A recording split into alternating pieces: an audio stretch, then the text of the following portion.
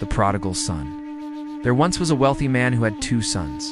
His estate stretched far across the land vineyards, fields of wheat swaying in the breeze, livestock scattered across green hills.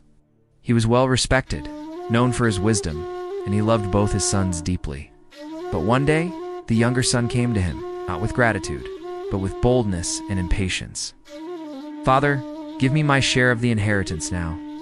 It was a shocking request. In that culture, it was as if he were saying, "I wish you were dead." Yet the father, though wounded in heart, granted the request.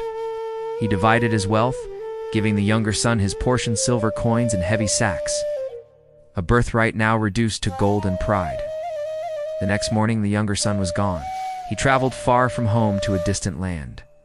There, he lived as if tomorrow didn't matter.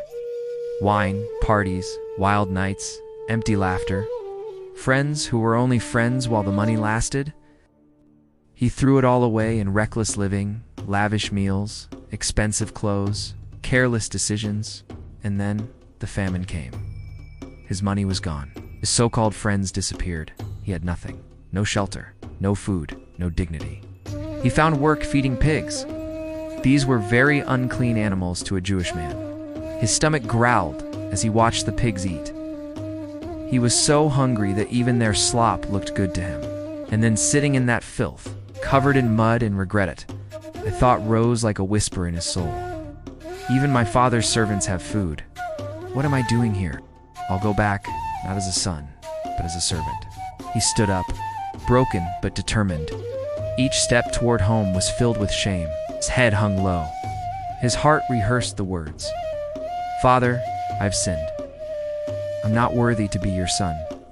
But while he was still a long way off, his father saw him. Day after day, the father had watched the road. And on this day, he saw that familiar frame.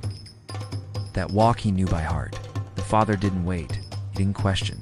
He didn't scold. He ran with sandals pounding the dirt road, his robe flowing behind him. He ran to his lost son, tears streaming, arms wide. And when he reached him, he embraced him, dirty, smelly, undeserving. He held him like a child again. The son started to talk. "Father, I've sinned against heaven and you."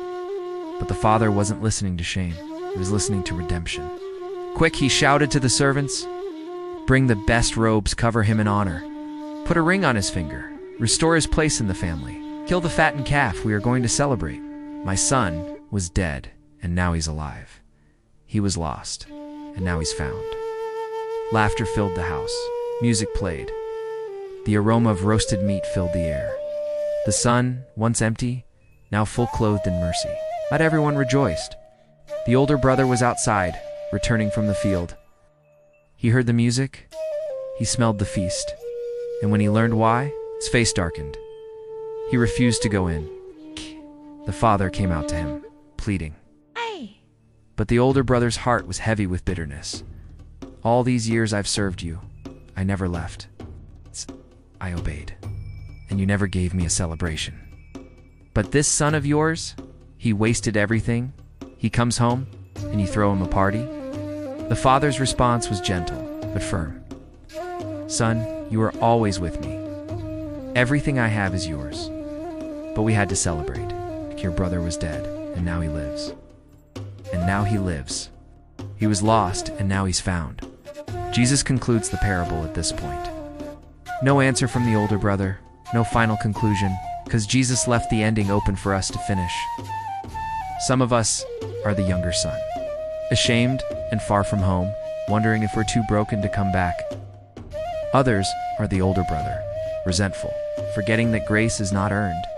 But all of us have a father watching the road, ready to run. A father who doesn't wait for perfect words or spotless robes. Just a humble return, because the story of the prodigal son is really the story of a gracious father.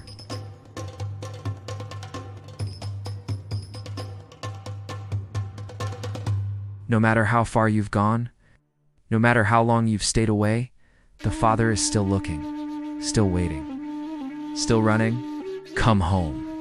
So he returned home to his father. And while he was still a long way off, his father saw him coming. Filled with love and compassion, he ran to his son, embraced him, and kissed him. Luke 15:20.